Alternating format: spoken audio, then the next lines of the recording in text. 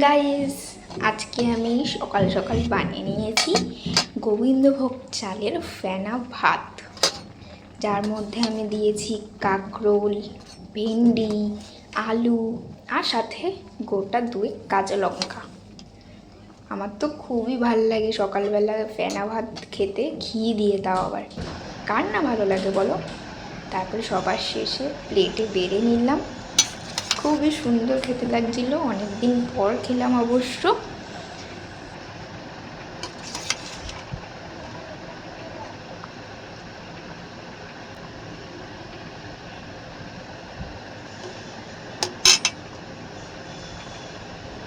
আহা হা, লঙ্কা আমার ঝাল না হলে যেন খাবারের টেস্ট মনে হয় না।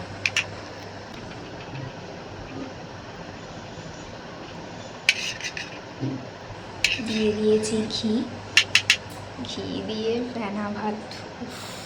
আজকের খাওয়াটা বেশ জমে যাবে। তোমরাও জানিও কার কার ভালো লাগে খেতে।